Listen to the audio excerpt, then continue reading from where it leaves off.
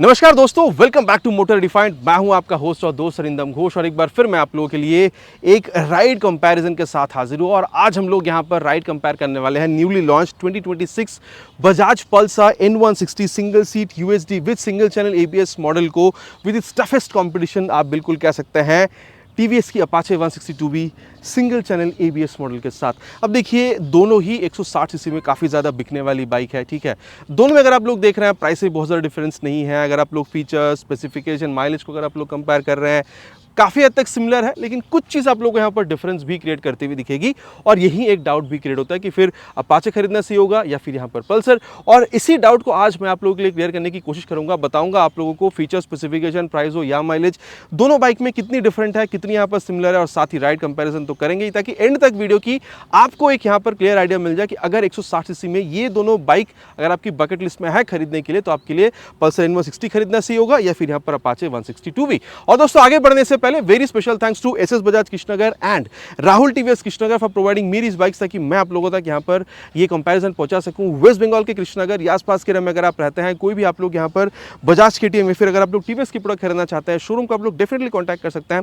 Details already आप लोगों ने अपने स्क्रीन पर देख लिया। तो चलिए दोस्तों, स्टार्ट करते हैं। दोस्तों, राइड कंपैरिजन पे जाने से पहले दोनों ही बाइक की छोटी सी यहाँ पर मैं आप लोगों को एक वॉक अराउंड बताना चाहूँगा, ताकि जो की डिफरेंसेस या फिर सिमिलरिटीज़ है वो मैं आप लोगों तक पहुँचा सकूँ।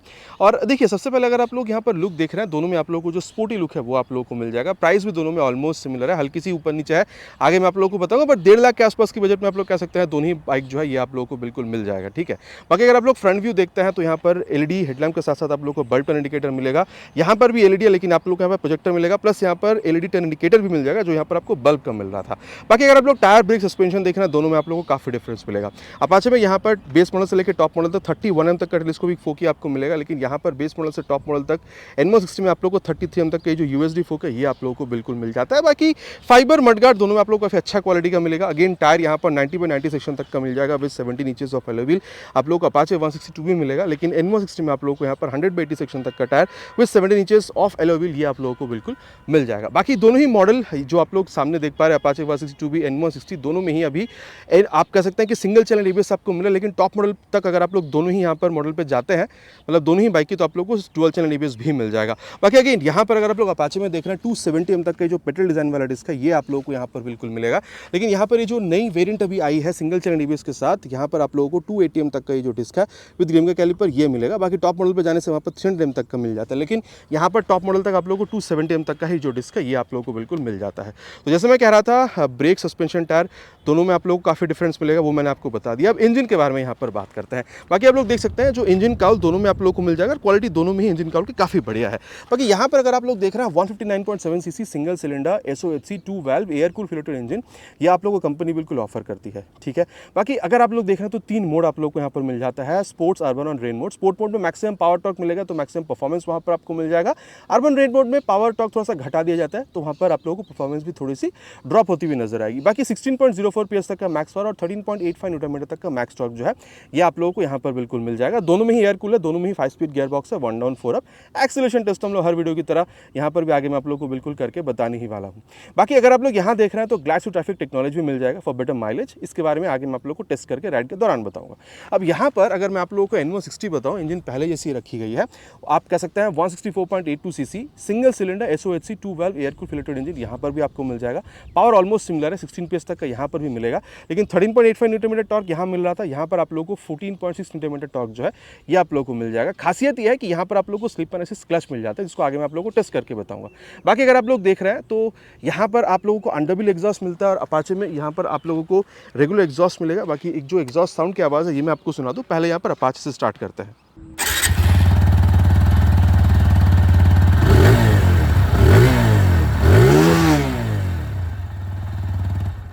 ये था यहाँ पर अपाचे 162B की आवाज़, और अब मैं आप लोगों को यहाँ पर N160 की भी आवाज़ सुना दूँ।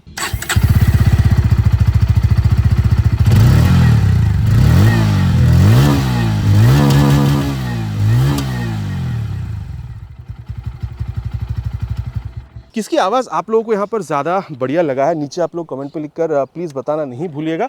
और अब मैं आप लोगों को यहाँ पर इसकी जो रियर व्यू ये मैं आप लोगों को यहाँ पर बताना चाहूँगा। दोनों में आप लोगों को यहाँ पर जो एलईडी आप कह सकते हैं टेल लैंप ये आपको मिलेगा। यहाँ पर की ऑन करने से ये आपको चलता हुआ दिखेगा, वहाँ पर आप लोग को इग्निशन ऑन करने पर तब आप लोग को टेल लैंप चलता हुआ मिलेगा।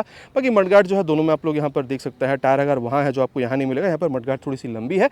बाकी वहाँ पर 130/70 सेक्शन तक का टायर है, यहाँ पर 120/70 सेक्शन तक का tyre with 17 inches of alloy wheel दोनों में आपको मिलेगा। तो टायर वहाँ पर 130, यहाँ पर 20, तो यहाँ पर हल्की सी छोटी आपको मिल रही है। बाकी अगर आप लोग देख रहे हैं तो यहाँ पर 230 एम तक का जो ब्रेक डिस्क है ये आप लोगों को मिल जाएगा। यहाँ पर अगर आप लोग देख रहे हैं तो 240 एम तक का बड़ा सा जो ब्रेक डिस्क है ये आप लोगों को मिल जाएगा। बाकी अगर आप लोग सस्पेंशन देख रहे हैं यहाँ पर डुअल हाइड्रोलिक शॉक एब्जॉर्बर आप लोगों को मिल जाएगा।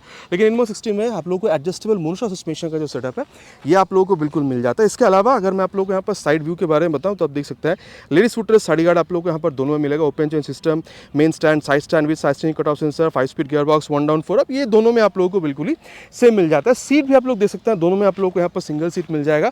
और सीट हाइट भी 790-95 तक का आप लोगों को दोनों में मिलेगा, ऑलमोस्ट सिमिलर है। अगर आपकी हाइट अराउंड 5'4" तक की है, 5'5" तक की है, दोनों बाइक को आप लोग आराम से यहाँ पर यूज़ भी कर सकते हैं। बाकी टैंक दोनों में मेटालिक है, यहाँ पर 12 लीटर, इनमो सिस्टम आप लोग को 14 लीटर का मिलेगा। माइलेज अप टू 45 km आप लोग एक्सपेक्ट बिल्कुल यहाँ पर कर सकते हैं। ग्राउंड क्लियरेंस 180, यहाँ पर 165 तक का मिलेगा।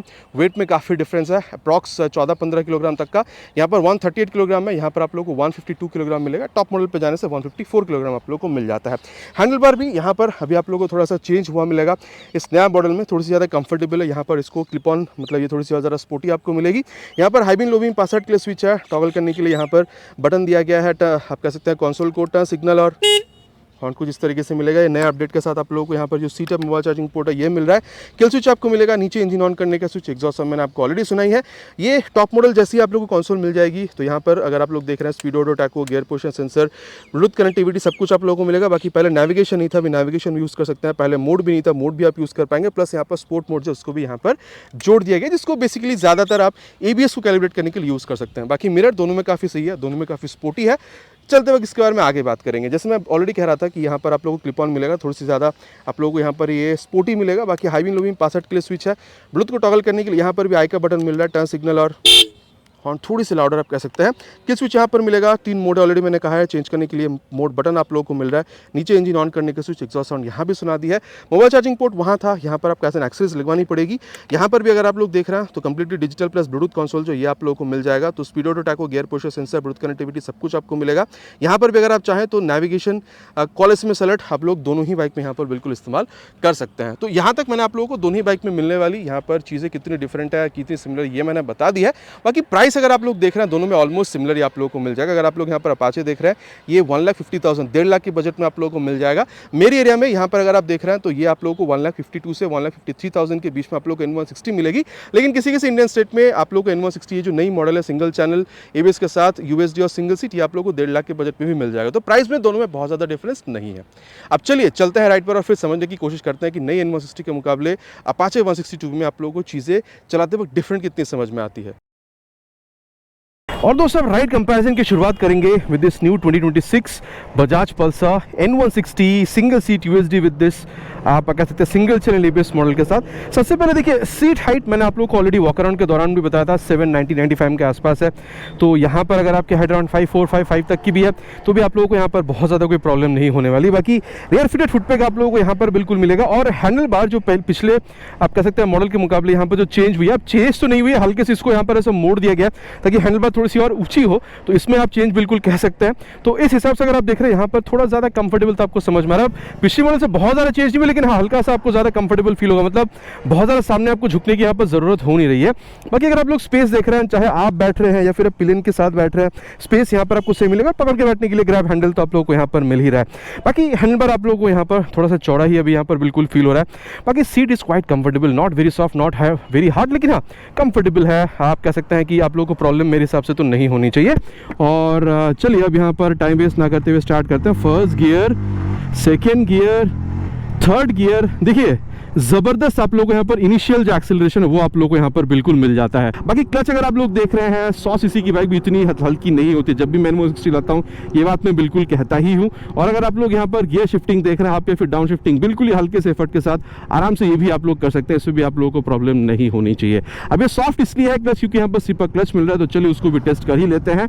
पीछे वैसे कोई है नहीं, थोड़ा सा स्पीड पर लेंगे इसको पहले और फिर हम लोग यहाँ पर रैपिड गियर डाउन करेंगे 4th गियर पर ले जाकर, और ये देखिए 4 से लेकर 3 से लेकर 2। अब देखिए भाई साहब ये आरपीएम जो है कितनी ज्यादा बढ़ चुकी थी, लेकिन रियर टायर हल्का सा भी लॉक, हल्का सा भी स्लिप नहीं हुआ है। मैंने गियर डाउन करके फटफट छोड़ दिया। मतलब ये तब काम आती है जैसे इस तरीके से अगर आप कभी हाईवेज पर निकल गए हैं, सामने आपकी कुछ आ गई, अब ओवरऑल स्पीड को स्लो डाउन करने के लिए इंजन ब्रेकिंग करना चाहते हैं, फटफट से गियर डाउन करके अगर आप लोग रियर मतलब अगर आप गियर डाउन करके क्लच छोड़ते रहते हैं, क्योंकि यहाँ पर स्लीपर क्लच है तो रियर टायर लॉक होकर स्लिप नहीं होती है। ये डेफिनेटली आप लोगों की यहाँ पर जो सेफ्टी है ना उसमें ये ऐड भी हो जाती है।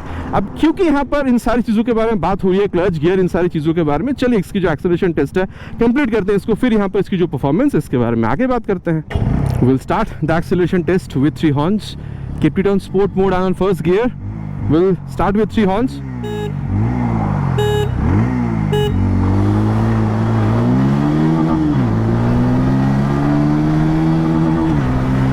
$60 crossed, perfect shifting, 100। बाकी दोस्तों देखिए अब ऐसा तो नहीं है कि पिछली मॉडल के मुकाबले यहाँ पर स्मूथनेस में कोई ऊपर नीचे आपको समझ में आ रहा है। N160 पहले से ही स्मूथ है, अभी भी ये आप लोगों को स्मूथ ही मिल रहा है, उतनी ही स्मूथ है जितनी पहले आप लोगों को मिला करती थी।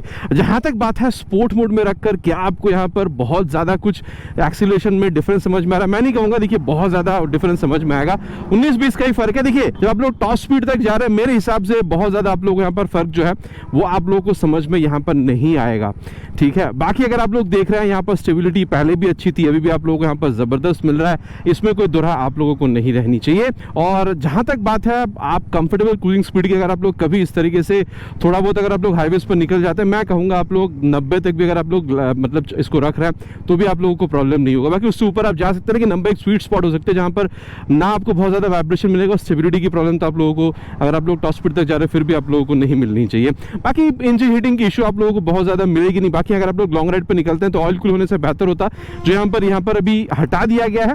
बाकी अगर आप माइलेज देख रहे हैं, मैंने ऑलरेडी कहा 40 से 45 के बीच में आप लोग यहाँ पर बिल्कुल एक्सपेक्ट कर सकते हैं। और दोस्तों अब राइड कंपेयर करेंगे N160 को विद दिस आप कह सकते हैं TVS Apache RTR 162V model के साथ। अब सीट हाइट देखिए ऑलमोस्ट सिमिलर ही आप लोगों को मिल रहा है, लेकिन यहाँ पर ना कंपैरेटिवली आपको ऐसा फील होगा कि आप लोग थोड़ी सी नीची सीट हाइट पर जो है बिल्कुल बैठ रहे हैं, ठीक है। बाकी अगर आप लोग सीट की कुशनिंग देख रहे हैं, मैं कहूँगा ऑलमोस्ट सिमिलर है, शायद हल्की से सॉफ्ट यहाँ पर आपको महसूस होगा, मतलब 19-20 का फर्क है, यहाँ पर भी आपको ऑलमोस्ट सिमिलर ही बिल्कुल यहाँ पर फील हो सकता है। बाकी अगर आप लोग स्पेस देख रहे हैं यहाँ पर भी उतनी ही बढ़िया जितने N160 में मिल रहा था। पावर के बैठने के लिए ग्रैब हैंडल यहाँ पर और ज़्यादा कंफर्टेबल आपको मिलेगा। बाकी डिफरेंस कहाँ है, आपको हल्का से यहाँ पर झुक के बैठना हो रहा है। अगर आप लोग पिछली सिंगल सीट मॉडल से कंपेयर कर रहे हैं यहाँ पर सिमिलर, लेकिन ये जो नई वाली सिंगल सीट मॉडल है यहाँ पर हैंडल बार को थोड़ा सा ऊंचा कर दिया गया, तो उससे मुकाबले अगर आप देख रहे हैं तो यहाँ पर आपको थोड़ा सा ज़्यादा झुकने की ज़रूरत बिल्कुल हो रही है। बाकी रियर फिटेड फुट पे यहाँ पर भी आप लोगों को बिल्कुल मिल जाता है। और यहाँ पर मोड को हम लोग सेट कर लेते हैं स्पोर्ट पर, ठीक है। ये देखिए स्पोर्ट मोड पर इसको सेट कर लिया और चलिए अब यहाँ पर स्टार्ट करते हैं। First gear, second gear, third gear position sensor भी आप लोगों को यहाँ पर मिल जाता है, वहाँ पर भी आप लोगों को मिल ही रहा था। देखिए इनिशियल रिस्पांस में मेरे हिसाब से आप लोगों को कोई फ़र्क यहाँ पर समझ में नहीं आना चाहिए अगर आप लोग एक्सेलरेशन के हिसाब से देख रहे हैं। बाकी आप बैठ रहे हो चाहे पिलन के साथ ही क्यों ना राइड कर रहे हो, इनिशियल अगर आप लोग देख रहे हैं तो दोनों ही बाइक में आप लोगों को तगड़ा रिस्पांस मिलेगा। मेरे हिसाब से प्रॉब्लम नहीं होना चाहिए। पावर टॉर्क में यहाँ पर कोई कमी आप लोगों को, भले यहाँ पर टॉर्क हल्की सी कम है लेकिन आप लोगों को फील नहीं होनी चाहिए, बिकॉज टॉर्क कम है तो क्या वो यहाँ पर वेट भी यहाँ पर 10 किलोग्राम से भी ज़्यादा यहाँ पर आपको कम मिला, 12-14 किलोग्राम यहाँ पर कम ही है, ठीक है। तो वो कंपनसेट हो जाती है बहुत हद तक अगर आप लोग टॉर्क देख रहे हैं, क्योंकि यहाँ पर कम है फिर भी मैं कहूँगा, ठीक है। और क्लच आप देख रहे हैं तो ये थोड़ी सी हार्डर साइड पर आपको मिलेगा, आप कह सकते हैं मिड साइड पर है, ना सॉफ्ट नाट, लेकिन डेफिनेटली N160 में आप लोगों को काफ़ी सॉफ्ट मिलता है क्लच, ठीक है। और अगर आप लोग गियर शिफ्टिंग देखते हैं, जैसे मैं N160 में भी कह रहा था, हल्के से एफर्ट के साथ यहाँ पर भी आप या फिर डाउन शिफ्टिंग जो यहाँ पर बिल्कुल हो जाता है। बाकी वहाँ पर स्लीपर असिस्ट क्लच था, वो चीज़ आप लोगों को यहाँ पर मिल नहीं रहा है, ठीक है। और अब चलिए यहाँ पर भी इसकी जो एक्सेलरेशन टेस्ट है उसको कंप्लीट करते हैं, फिर यहाँ पर इसकी जो परफॉर्मेंस है इसके बारे में आगे बात करते हैं। It's already on first gear and sport mode, will start with 3 horns, slow launch like as usual, 60 crossed,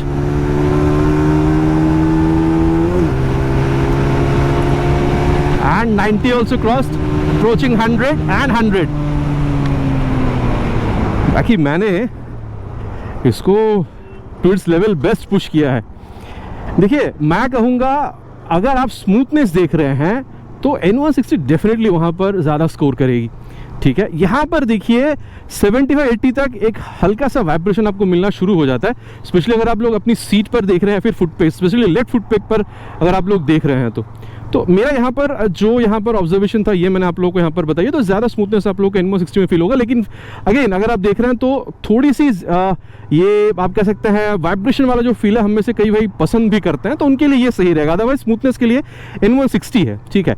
बाकी अगर आप लोग यहाँ पर इसकी अगर आप लोग स्टेबिलिटी वगैरह देख रहे हैं, दोनों में काफ़ी सही है। लेकिन हाँ, यहाँ पर टायर वहाँ से चाहे फ्रंट या फिर रियर दोनों में 10-10 mm कम आपको मिलेगा। तो देखिए नॉर्मल रोड सिचुएशंस में तो यहाँ पर वैसे मेरे हिसाब से प्रॉब्लम नहीं होनी चाहिए, लेकिन डेफिनेटली अगर आप लोग ज़्यादा बेहतर अगर आप लोग देख रहे हैं तो वो भी आपको N160 में ही मिल जाता है, ठीक है। बाकी देखिए अब अगर आप लोग यहाँ पर कंफर्टेबल क्रूजिंग स्पीड पूछ रहे हैं, यहाँ पर भी मैं वही कहूँगा 90 तक।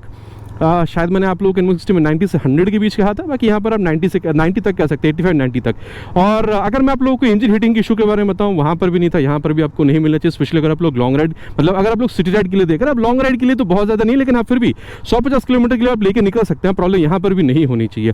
और जहाँ तक बात है अगर आप लोग यहाँ पर इसकी समरी की अगर कर रहे हैं तो मैं कहूँगा देखिए इनिशियल में बहुत ज़्यादा डिफरेंस, मिड रेंज की जो स्पीड है उससे भी दोनों बाइक में बहुत ज़्यादा डिफरेंस फील नहीं होनी चाहिए, चाहे N160 हो या फिर अपाचे 162 भी। लेकिन अगर आप लोग टॉप स्पीड देख रहे हैं तो 19-20 का फर्क आपको मिलेगा, हल्की से शायद बेहतर परफॉर्मेंस आप लोगों को N160 निकाल कर दे सकती है। बाकी देखिए यहाँ पर आप लोगों को जो ग्लैड ट्रैफिक टेक्नोलॉजी मिलता है उसके बारे में आप लोगों को बता देना चाहूँगा। मान के चलिए बहुत ज़्यादा आप यहाँ पर ट्रैफिक पर आप देखिए सेकेंड गियर पर डालकर मैंने इसको यहाँ पर क्लच और थ्रॉटल जो उसको मैंने यहाँ पर रिलीज कर दिया है। अभी देखिए 10-11 का ये स्पीड लेगी और अपने आप ही आगे बढ़ती रहेगी। अब क्योंकि आप यहाँ पर बार बार क्लच थ्रॉटल गियर का इस्तेमाल नहीं कर रहे हैं तो यहाँ पर माइलेज जो आप लोगों को थोड़ा सा बेहतर मिलेगा, इवन अगर आप लोग यहाँ पर इसको सिटीज में ही क्यों ना चला रहे हो ट्रैफिक के दौरान। बाकी अगर आप लोग इसको 4th गियर तक भी लेकर जा रहे हैं, क्लच थ्रॉटल मैंने देखिए यहाँ पर रिलीज कर दिया, फिर भी देखिए सेकंड गियर में 10-11 का स्पीड ले लेती है, यहाँ पर आप लोग को 20-21-22 का स्पीड लेती हुई यहाँ पर आपको नजर आती है। अब क्योंकि अगेन कहूँगा बार बार क्लच थ्रॉटल गियर आप लोग नहीं चेंज कर रहे हैं तो यहाँ पर आप लोगों को थोड़ा सा बेहतर माइलेज मिल जाएगा अगर आप लोग इस तरीके से इसको अगर चलाते हैं ड्यूरिंग ट्रैफिक ऑल्सो। तो ये था ग्लैड ट्रैफिक टेक्नोलॉजी। बाकी इसको आप N160 में यूज कर पाएंगे, लेकिन हर एक गियर पर इतनी आप कह सकते हैं स्मूथ तरीके से आप लोग शायद इस्तेमाल वहां कर पाए जितनी अच्छी तरीके से आप यहाँ कर पा रहे हैं, ठीक है। बाकी देखिए मैंने पूरा का पूरा टेस्ट आप लोगों को स्पोर्ट पोर्ट पर ही करके बताया है, ठीक है। और अब जिस बारे में बात करेंगे वो है इस बाइक की ब्रेकिंग। थोड़ा सा यहाँ पर क्राउड को क्लियर करते हैं, ले चलेंगे इसको 70 के आसपास और फिर फ्रंट ब्रेक करेंगे और ये 70 पे ले जाके फ्रंट ब्रेक। देखिए सीधी सी बात है 300 से 280 mm पे उतरने के बाद ब्रेकिंग अभी भी आप लोगों को यहाँ पर काफ़ी तगड़ा मिलेगा। ब्रेक की बाइट फीडबैक काफ़ी बढ़िया है, लेकिन अभी भी मैं कहूँगा अगर आप लोग मिड से टॉप मॉडल तक जाता है जहाँ पर आपको 300 mm का ब्रेक डिस्क मिल जाता है, वहाँ पर आप लोगों को और भी बढ़िया ब्रेकिंग बिल्कुल देखने में मिल जाएगा। अगेन कहूँगा यहाँ पर भी ब्रेकिंग आप लोगों को काफ़ी तगड़ा मिल रहा है। इनफैक्ट स्पोर्ट मोड में मैंने रखा है इसको, मैंने एक्सट्रीम भी अभी प्रेस किया था फ्रंट ब्रेक को, फिर भी ABS यहाँ पर इंक्लूड करती हुई मुझे तो यहाँ पर समझ में आई नहीं, बट डरने की बात नहीं यार, ABS काम करेगी अगर वक्त आया तो, ठीक है, ज़रूरत पड़ी तो ये एक बात है, ठीक है। स्पोर्ट मोड यहाँ पर आप लोगों को बिल्कुल मिल रहा है, उसके लिए अगेन कहूँगा ABS से बहुत ज़्यादा मुझे यहाँ पर कोई इंक्लूड करती हुई चीज़ समझ में आ नहीं रही। बाकी पहले जैसे कि है यहाँ पर फ्रंट ब्रेक काफ़ी अच्छी खासी आप लोग को यहाँ पर ब्रेक रिस्पॉन्स जो है बिल्कुल ये आप लोगों को ऑफर करती है। और रियर में वैसे कोई है नहीं, एक बार चेक करता है, मोटा मोटा 60 के आसपास ले जाकर रियर ब्रेक प्रेस करेंगे और ये 62 पे ले जाकर रियर ब्रेक। देखिए 230 mm तक आप लोगों को रियर में डिस्क ब्रेक मिल रहा है। अब अभी तो मुझे यहाँ पर फिसलन समझ में आई नहीं, बाकी हाँ रियर व्हील लोटा प्रोडक्शन आप लोगों को यहाँ पर मिल जाएगा।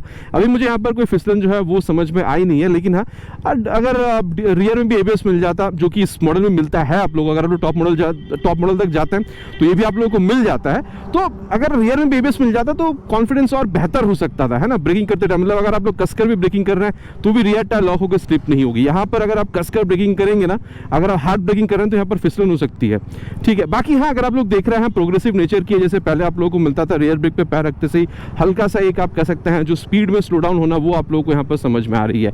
बाकी पीछे वैसे कोई है नहीं। अब रियर के संग संग बात फ्रंट ब्रेक को एक बार साथ में अप्लाई कर देख लेते हैं, वही 60 के आप ले जाकर और ये 67 पे ले जाकर रियर विद फ्रंट। भाई एन जो सीरीज है ना, N160 NS मतलब N160 N250 या फिर NS 400 तक भी अगर आप लोग जा रहे हैं, आप लोगों को ये जो ब्रेकिंग सिस्टम है ना, आप लोगों को गजब मिलेगा, ओवरऑल ब्रेकिंग गजब है। बाकी यहाँ सिंगल चैनल नहीं, बस अगर आप खुश हैं तो बहुत सही है, लेकिन डुअल चैनल के लिए आप लोगों को अभी तक टॉप मॉडल पर जाना पड़ेगा, ठीक है। मिड मॉडल या फिर टॉप मॉडल तक आप लोगों को जाना पड़ेगा। अब बात करते हैं यहाँ पर इसकी ब्रेकिंग के बारे में। पीछे वैसे कोई है नहीं, इसको थोड़ा सा भगाएंगे, अब 80 के आसपास ले जाएंगे और फ्रंट ब्रेक को टेस्ट करेंगे एंड 81 पे फ्रंट ब्रेक। ओहो भाई देखो, ब्रेकिंग वहाँ पर वेट ज़्यादा है, 12-14 किलोग्राम वेट ज़्यादा है और वहाँ पर आपको 280 mm तक का डिस्क मिल रहा है। यहाँ पर 12-14 वेट किलोग्राम कम है, यहाँ पर वेट मतलब डिस्क 270 mm तक का मिलता है, 10 mm तक का फ़र्क है। अब देखिए ऑन पेपर जो भी हो, मैं कहूँगा ब्रेकिंग यहाँ पर भी आप लोगों को काफ़ी तगड़ा मिल जाता है, इसमें कोई दुरान नहीं है। लेकिन हाँ, अगर आप फिर भी बोल रहे हैं कि भाई कौन ज़्यादा बेहतर है बता, तो मैं कहूँगा 19-20 का ही फर्क होगा, लेकिन शायद आप लोग को N160 में हल्का सा बेहतर मिलेगा, बहुत ज़्यादा डिफरेंस नहीं होगा, ठीक है। जो सही था वो मैंने आप लोगों को यहाँ पर बता दिया है। अब रियर जो ब्रेक है इसको भी टेस्ट करते हैं। पीछे वैसे कोई है नहीं, एक बार मोटा मोटा 60 के आसपास ले जाएंगे और रियर ब्रेक को टेस्ट करेंगे और ये 62 पे ले जाके रियर ब्रेक प्रेस्ड। अब यहाँ पर भी देखिए चीज़ वही है, मतलब मैं तो कहूँगा ऑलमोस्ट सिमिलर ही आप लोगों को यहाँ पर फील मिल रहा है। हल्की से शायद आपको बेहतरी फील हो रही है N160 के मुकाबले अगर आप लोग रियर ब्रेक को देख रहे हैं तो, लेकिन इन जनरल अगर आप लोग देख रहे हैं तो आपको प्रोग्रेसिव मिलेगा। रियर ब्रेक पे पैर रखते से हल्का सा ओवरऑल स्पीड का स्लो डाउन हो जाना। अब नहीं, रियर में कोई है नहीं। अब रियर के संग संग बार एक बार फ्रंट ब्रेक को मैनुअली अप्लाई करके देख लेते हैं, 670 तक ले जाएंगे और ये 72 पे ले जाके रियर विद फ्रंट। माइलस्टोन गिरा हुआ है भाई रास्ते में। तो देखिए मैं कहूँगा ओवरऑल ब्रेकिंग यहाँ पर भी आप लोगों को ज़बरदस्त मिलेगा, इसमें आपको कोई दुरा नहीं होनी चाहिए। बाकी हाँ, अगर आप लोग 19-20 का फर्क ढूंढ रहे हैं, हल्का सा बेहतर चाह रहे हैं, तो मेरे ख्याल से N160, लेकिन यहाँ पर भी तगड़ा मिल जाएगा। यहाँ पर भी आप लोगों को मतलब डेली राइड्स में अगर आप लोग सिटी राइड्स कर रहे हैं, अगर थोड़ा बहुत अगर आप लोग इस तरीके से हाईवेज पर भी निकल जाते हैं, मेरे हिसाब से यहाँ पर भी आप लोगों को ब्रेकिंग में कोई परेशानी नहीं होनी चाहिए, ठीक है। अब अगर दोस्तों सस्पेंशन की यहाँ पर बात करें तो मैं आप लोगों को यहाँ पर बिल्कुल बता सकता हूँ कि अगर आप फ्रंट देख रहे हैं, रियर देख रहे हैं, आप लोगों को स्टिफर साइड पर मिलेगा। इनफैक्ट अगर आप लोग इसकी जो सिबलिंग है NS 160 उससे भी अगर आप लोग कंपेयर करते हैं, उससे भी आप लोगों को यहाँ पर ये चीज़ जो है स्टिफी यहाँ पर समझ में आता है। तो देखिए अब ऐसा नहीं है कि एकदम ही छोटे छोटे गड्ढों पर आप लोगों को या फिर बम्प्स पर आप लोगों को झटका देगी। छोटे मोटे गड्ढा बम्प झेल लेती है, लेकिन ज़रा भी अगर आप ज़्यादा गड्ढे पर ज़्यादा बम्प पर से गुजर रहे हैं, वहाँ पर आप लोगों को झटका चाहे मतलब देखिए फ्रंट से बहुत ज़्यादा झटका नहीं मिलेगा, रियर सस्पेंशन से ही मिलेगा, तो आपके कंधे या फिर कमर पे वो झटका आप लोगों को बिल्कुल फील करवाएगी। और ये पिछले मॉडल जैसे ही, यहाँ पर बहुत ज्यादा कोई चेंज आप लोगों को समझ में आएगा नहीं। बाकी दोस्तों high speed, top speed cornering इस बाइक के साथ आप लोग मजे के साथ कर सकते हैं। मेरे हिसाब से आपको कोई प्रॉब्लम नहीं होनी चाहिए, ठीक है। बाकी अगर मैं आप लोगों को यहाँ पर ओवरऑल फील के बारे में बताऊं तो देखिए यहाँ पर जो रियर व्यू मिरर है काफी अच्छा खासा रियर व्यू आप लोगों को निकाल कर दे देती है। यहाँ पर speedo, tacho, gear pusher sensor, Bluetooth connectivity, mobile charging port में C टाइप, नेविगेशन, बाकी टॉप मॉडल वाला कंसोल यहाँ पर भी आप लोगों को मिलने लग गया। तो एक अच्छा यहाँ पर फील डेफिनेटली आप लोगों को ये अभी करा रही है, ठीक है। बाकी देखिए आप अगर देख रहे हैं यहाँ पर, तो मैं कहूँगा आप राइड कर रहे हो या फिर पिलियन के साथ, काफ़ी बढ़िया स्पेस है, सिंगल सीट भी है, तो आप लोगों को यहाँ पर कंफर्ट भी बिल्कुल मिल जाता है। तो मैं कहूँगा देखिए सिटी राइड के लिए मेन प्रेफर करिए, क्योंकि यहाँ पर अभी आप लोगों को मतलब 160 सीसी की बाइक मेनली अब सिटी राइड के लिए प्रेफर करता है, लेकिन और ज़्यादा करना चाहिए सिटी राइड के लिए, क्योंकि यहाँ पर अभी आप लोगों को एयर कूल मिलने लग गया है, ठीक है। हाँ, लेकिन कभी अगर आप लोग ओकेशनल 150 किलोमीटर निकल जाना चाहिए, अगर आपका प्लान बन गया तो पिलियन के साथ भी आप लोग निकल सकते हैं, प्रॉब्लम होना नहीं चाहिए। लेकिन मेन फोकस इस बाइक के साथ आप लोग को सिटी राइड पर ही होना चाहिए। बाकी अब सस्पेंशन की अगर बात करी जाए, यहाँ पर सेटअप आप लोगों को कंप्लीटली डिफरेंट मिल रहा है व्हेन कंपेयर टू N160। तो मैं कहूँगा देखिए वहाँ से यहाँ पर चाहे आप फ्रंट देख रहे हो चाहे आप रियर सस्पेंशन देख रहे हो, स्टिफनेस यहाँ पर आप लोगों को कम ही मिलेगा। यहाँ पर मिड साइड पर है, ना सॉफ्ट ना हार्ड, जो वहाँ पर आप लोगों को स्टिफ मिल रहा था।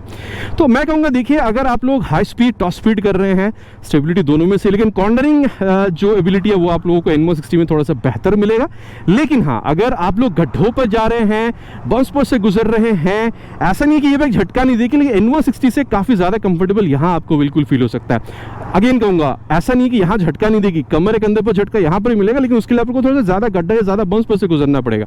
लेकिन उन सारी सिचुएशंस में N160 के मुकाबले यहाँ पर आप लोगों को कह सकते हैं थोड़ा सा और ज़्यादा कंफर्टेबल फील होगा, ठीक है, तो ये जो डिफरेंस था ये मैंने आप लोगों को यहाँ पर बता दी है। अब अगर आप लोग ओवरऑल फील देख रहे हैं, यहाँ पर भी रियर व्यू मिरर काफ़ी अच्छा खासा रियर व्यू दे रही है। बाकी देखिए स्पीडोमीटर को, गियर पुश सेंसर सब कुछ है, ब्लूटूथ कनेक्टिविटी यहाँ पर भी मिलेगा, लेकिन वहाँ पर मोबाइल चार्जिंग पोर्ट है जो यहाँ पर आप लोग को नहीं मिलता, तो वहाँ पर एक प्लस पॉइंट आप लोग कह सकते हैं सिमिलर प्राइस पॉइंट पे। ठीक है, प्राइस मैंने ऑलरेडी आप लोगों को यहाँ पर बताया हुआ है। बाकी यहाँ पर आप लोगों को हल्का सा ज़्यादा झुकने की ज़रूरत हो रही है, तो स्पोर्टी राइडर पोजीशन यहाँ पर आप लोगों को हल्का सा ज़्यादा मिल रहा है। ठीक है, मैं कहूँगा देखिए सिटी राइड के लिए ये बाइक भी बहुत ज़्यादा कैपेबल है, जितनी कैपेबल N160 है ये भी उतनी ही कैपेबल है। बाकी स्पेस तो यहाँ पर भी आपको सेम मिल रहा है, सीट की जो कुशनिंग वगैरह है यहाँ पर भी आप लोगों को काफ़ी अच्छा खासा मिल जाता है। इसमें N160 और यहाँ पर बहुत ज़्यादा आप लोगों को डिफरेंस समझ में नहीं आएगा, लेकिन N160 को क्योंकि अभी हैंडल बार थोड़ी सी और ऊपर हो चुकी, थोड़ी सी और ज़्यादा आप अपराइट बैठ रहे हैं इसके मुकाबले, तो अगर आप लॉन्ग राइड के लिए निकल जाते हैं जहाँ पर आप लोगों को इंजन में से ज़्यादा स्मूथनेस है, अभी थोड़ा सा आप ज़्यादा कंफर्टेबल राइड ढूंढ रहे थे, तो मेरे ख्याल से N160 आप लोगों को थोड़ा सा बेहतर फील हो सकता है। अगेन कहूँगा दोनों ही बाइक बहुत ज़्यादा लॉन्ग राइड के लिए नहीं, लेकिन ओकेशनल लॉन्ग राइड के लिए भी अगर आप लोग देख रहे हैं तो जो बात सही है वो मैंने आपको बता दिया। बाकी सिटी राइड के लिए तो दोनों ही एकदम मस्त बाइक है आप लोग कह सकते हैं। बाकी देखिए दोनों ही बाइक में क्या चीज़ें मिल रही है सब कुछ मैंने आप लोगों को इन डेप्थ यहाँ पर बता दिया। चलिए अब कंक्लूजन पर चलते हैं, फिर थोड़ा सा डिस्कशन करेंगे, फिर दोनों में से आप लोगों के लिए कौन सा बाइक खरीदना सही हो सकता है। और दोस्तों अबे सत्यवचन की घड़ी कंक्लूजन का समय है कि फिर दोनों बाइक में से आप लोगों के लिए खरीदना कौन सा सही हो सकता है। देखिए दोनों बाइक में अगर मैं कहूँ तो कांटे की टक्कर है, प्राइस दोनों में ऑलमोस्ट सिमिलर है। 1,50,000 ये भी आप लोगों को 1,50,000 में मिल जाएगा, मतलब बहुत सारे इंडियन स्टेट में, मेरे यहाँ पे 1,52,000 में आप लोगों को मिल जाता है। तो देखिए मैं कहूँगा ब्रांड प्रेफरेंस और लुक यहाँ पर बहुत ज़्यादा मैटर करेगी, क्योंकि अगर आप लोगों को अपाचे की लुक पसंद आ रही है, आपको आवाज़ सही लगती है, आप लोगों को अच्छा ब्रेकिंग चाहिए, आप लोगों को ABS चाहिए, आप लोगों को नेविगेशन चाहिए, आप खुद राइड करते हैं, पिलियन के साथ भी राइड करते हैं, छोटा मोटा कभी आप लॉन्ग राइड पर भी निकल जाना पसंद करते हैं, आप लोगों को नेविगेशन वगैरह चाहिए, ठीक है, माइलेज भी 40-45 किलोमीटर के आसपास चाहिए, आप लोगों को ये राइड मोड्स वगैरह भी चाहिए, ये सारी चीज़ों के साथ 1.5 लाख की बजट में मेरे हिसाब से अगर मैं आपको बताऊं तो अपाचे 160 सिंगल चैनल ABS के साथ ये मॉडल भी आप लोगों के लिए काफ़ी बढ़िया है।